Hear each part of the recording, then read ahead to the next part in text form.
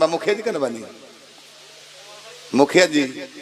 प्रणाम करनी है सबसे भारी लड़ाई मुखिया ये बाय बड़ा हाँ जी कैसे पूछी कैसे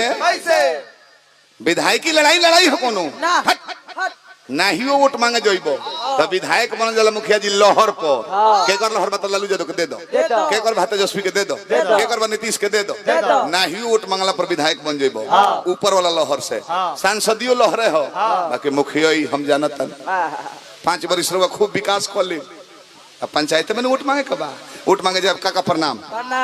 ठीक बनू तो हम मुखिया जी ठीक बरुए वोट दिया अब बूढ़ऊ द्वार पर गोइले तले तो लड़का पूछता हूँ कर कि बाबूजी केकरा वोट देवे के बा तो मुखिया जी के चुप रहो ना दे हम वोट काहे हो तो परसों मोटरसाइकिल मांगे गई तो मुखिया जी के भाई कहतर के पेट्रोल खत्म बा तारा खातिर भाड़ा के धेले रह के गांव भर घुमावत फिरो बाबूजी के वोट बन गइल बेटा के वोट बन गइल तले बूढ़ऊ गइले बूढ़ियो के लगे घर है ए जी केकरा वोट दे तो पुरनका मुखिया जी के चुप रही पुरनका मुखिया जी के वोट ना दे काहे हो बूढ़ियो तो एक दिन ही तय रहलो तो चायपत्ती मांगे गई तो मुखिया इन कहतर कि हमरो घर है ओरा गइल बाबे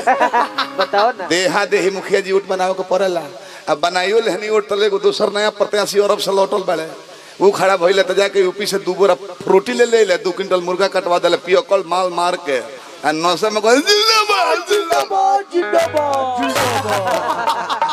ओहू ले गजन होला जब डेट बढ़े वाला रहेला मुखिया के डेट रुपा गइल बा फिर ना होला कि 10 दिन बढ़े वाला बा तो जे संगवा रहेला ओटवा मांगे में आतना कुडवट बोलेला लोलो मुखिया जी दारू के दुकान जहां होई नु तो कोई लोग मुखिया जी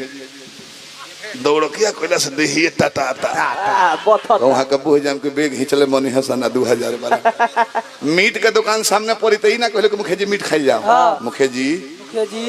आज बीएफए ना होका चोरी हो गया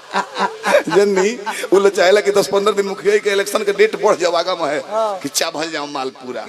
अब मुखिया जी के छाती पर हाथ बा कि फिर 15 दिन बढ़ल तब 10 लाख बुक दी है सही में बार बार हार्दिक अभिनंदन करता जा मनावलिस ना पियवा के तोरा मना करेला क्रिया और रखियावेला व्यवस्था देखिए पियकल लोग के व्यवस्था का बढ़ा जाता है घरी 40 हेल्थ बीपी शुगर हो जाता है अब वो व्यवस्था खत्म हो जाता है एकदम जनी अगर खत्म हो गई व्यवस्था तो दूध गरम क के 5 गो 500 mg के मैन फोर्स के गोली घूर दी है पिया दी है ना बहुत तरीके का कहिए सखी कतनो मनाई बाकी मनला न बाकी कतनो मनाई बाकी मनला न बाकी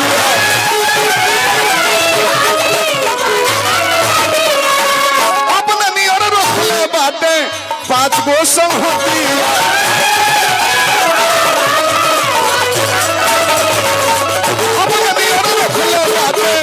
पांच गो संहतिया